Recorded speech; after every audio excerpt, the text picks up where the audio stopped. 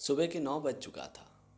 रमेश जल्दी जल्दी नाश्ता करके बस स्टॉप की ओर भागने लगा, क्योंकि 9:15 की लाल बस अगर छूट जाती तो वो ऑफिस के लिए लेट हो जाता। फिर बॉस की डांट, काम की झिकझिक, मानो पूरा दिन खराब हो जाता। और इसी वजह से रमेश जल्दी जल्दी दौड़ा दौड़ा बस स्टॉप की ओर बढ़ने लगा। जब रमेश बस स्टॉप में पहुंच गया तो उसने चैन की सांस ली और बस के आने का बेसब्री से इंतजार करने लगा। तभी रमेश की नज़र एक आदमी पे गई। वो चेहरा मानो रमेश को पहचाना सा लगा। फिर रमेश मनी मन सोचने लगा कि इसे कहाँ देखा हूँ। वो मनी मन उस चेहरे को याद करने की कोशिश करने लगा। तभी उसे अचानक याद आया कि ये तो मेरा बचपन का दोस्त दीपक है। फिर रमेश ने उस आदमी से कहा कि एक्सक्यूज मी, अगर मैं सही हूँ तो क्या आपका नाम दीपक है? तभी उस आदमी ने कहा कि हाँ हाँ, मैं दीपक हूँ। तभी रमेश ने कहा कि आपने मुझे पहचाना? ये बात सुनते उस आदमी ने यानी दीपक ने हंसते हुए कहा कि क्यों नहीं, अगर मेरा अनुमान सही है तो क्या आपका नाम रमेश है? तभी रमेश ने हंसते हुए कहा कि हाँ हाँ भाई, मेरा नाम रमेश ही है। दरअसल बात ये थी कि रमेश और दीपक बचपन के दोस्त थे और करीबन 15 साल बाद दोनों की आपस में मुलाकात हुई। इसी वजह से दोनों एक दूसरे को पहचानने में थोड़े कंफ्यूज हो गए थे। और जब रमेश और दीपक ने एक दूसरे को पहचान लिया तो दोनों आपस में बातें करने लगे। तभी रमेश ने दीपक से कहा कि ऐसे खड़े खड़े कब तक बातें करेंगे, एक काम करते हैं, चलो चाय की दुकान पे जाते हैं, चाय भी पियेंगे और साथ ही साथ बातें भी होती रहेगी। तभी दीपक ने हंसते हुए रमेश से कहा, पर तुम्हें तो ऑफिस के लिए लेट हो रही है, तुम्हारी बस आती ही होंगी। ये बात सुनते रमेश ठहाका लगा के हंसने लगा और कहा कि छोड़ो भी यार, इतने दिन बाद तुम मिले हो, अगर एक दिन ऑफिस ना भी जाऊं तो कोई फर्क नहीं पड़ता है, पर तुम हर रोज कहाँ मिलने वाले हो। और ये बोल के रमेश और दीपक एक चाय की दुकान पे गए और चाय पीते पीते बातें करने लगे। दोनों में खूब बातें हुई, बचपन की, जवानी की, नौकरी की, घर की, फैमिली की, सारा मामला वहीं बिखेर के रख दिया। तभी वहाँ एक भिखारी आया और रमेश से कहने लगा कि बाबा कुछ दे दो, भगवान आपका भला करेगा। उस भिखारी की बात सुनने के बाद रमेश अपने पॉकेट में हाथ डाल के पर्स निकालने ही वाला था। तभी दीपक ने कहा कि जरा रुको, इसे भीख देना जरूरी नहीं है। उसके बाद दीपक ने भिखारी से कहा कि भाई हमारे पास छुट्टा नहीं है और वैसे भी हम अभी बहुत बिजी है, तुम जाओ यहाँ से। दीपक की बात सुनने के बाद भिखारी थोड़ी देर वहाँ पे खड़ा रहा, फिर वो वहाँ से चला गया और दूसरे आदमी को भीख मांगने लगा।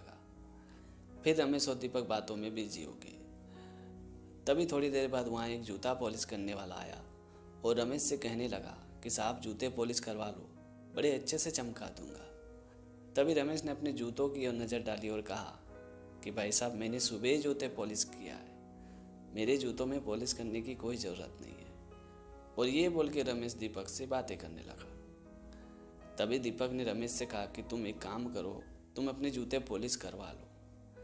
तो रमेश ने दीपक से कहा कि मैंने सुबह ही जूते पॉलिश किया है, अब पॉलिश की क्या ज़रूरत है। पर दीपक था कि बार बार रमेश को जूते पॉलिश करवाने की जिद कर रहा था और ये सब बातें जूता पॉलिश करने वाला बड़े गौर से सुन रहा था। फिर दीपक ने मानो रमेश को जबरदस्ती जूते पॉलिश करवा दिए। जब जूता पॉलिश हो गया तो दीपक ने रमेश से कहा कि अब पैसे भी दे दो, जूते तो आखिर तुम्हारे पॉलिश हुए तो पैसे भी तुम्हें ही देना पड़ेगा। तभी रमेश ने हंसते हुए अपने पर्स से पैसे निकाला और उस जूता पॉलिश वाले को दे दिया। फिर वो जूता पॉलिश वाला वहाँ से पैसे लेके चला गया। तभी रमेश ने दीपक से कहा कि मुझे एक बात समझ में नहीं आ रही है, जब वो भिखारी यहाँ आया और हमसे पैसे मांग रहा था तो तुमने उसे भीख देने से मना कर दिया, और मेरे जूते ऑलरेडी जबकि पॉलिश किए हुए हैं, पॉलिश की कोई ज़रूरत नहीं थी, तो भी तुमने मेरे जूते ज़बरदस्ती पॉलिश करवा दिए। ये मामला क्या है, मुझे कुछ समझ में नहीं आया। तभी दीपक ने मुस्कुराते हुए रमेश से कहा कि दरअसल बात ये है कि इन भिखारियों को जितना भी भीख दो, ये भिखारी का भिखारी ही रहेंगे, इनमें कोई बदलाव नहीं आएगी। इनके पास कितना भी पैसा क्यों नहीं इकट्ठा हो जाए, ये आखिरकार भीख ही मांगेंगे। और वो जूता पॉलिश करने वाला ईमानदारी से मेहनत करता है, वो काम करता है। अगर हम जैसे लोग उसे काम नहीं देंगे तो वो पूरी तरह से बेरोजगार हो जाएंगे, और जब वो पूरी तरह से बेरोजगार हो जाएंगे तो आखिरकार उसके पास एक ही ऑप्शन बचेगा, और वो है भीख मांगने की। अगर हम इन छोटे छोटे काम करने वालों को रोजगार नहीं देंगे, काम नहीं देंगे, तो ये तो पूरी तरह से बेरोजगार हो जाएंगे। और इनके पास भीख मांगने के अलावा और कोई ऑप्शन ही नहीं बचेगा। और ऐसे में लोगों का काम पर से विश्वास उठ जाएगा और धीरे धीरे सभी लोग भीख मांगने लगेंगे, जिससे हमारे देश में भिखारियों की संख्या दिन के दिन बढ़ती जाएगी, जिससे हमारे समाज, हमारे देश पे बहुत ही बुरा असर पड़ेगा। अब तुम ही बताओ, तुम्हारे जूते पॉलिश करवा के मैंने कौन सी गलती कर ली? और ये बोल के दीपक जोर जोर से हंसने लगा। दीपक की बात सुन के रमेश भी जोर जोर से हंसने लगा और कहने लगा कि वाकई में तुम बिल्कुल नहीं बदले, तुम बचपन में जैसे थे वैसे ही हो। तुम्हारे जैसे दोस्त पे मुझे बहुत ही गर्व है।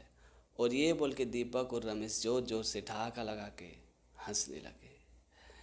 तो दोस्तों, आज की कहानी आपको कैसी लगी कमेंट करके ज़रूर बताना। और अगर आपने हमारे चैनल को अभी तक सब्सक्राइब नहीं किया तो प्लीज़ यार चैनल को सब्सक्राइब कर देना, क्योंकि इस तरह का कंटेंट मैं हमेशा अपने चैनल पे लाते रहता हूँ।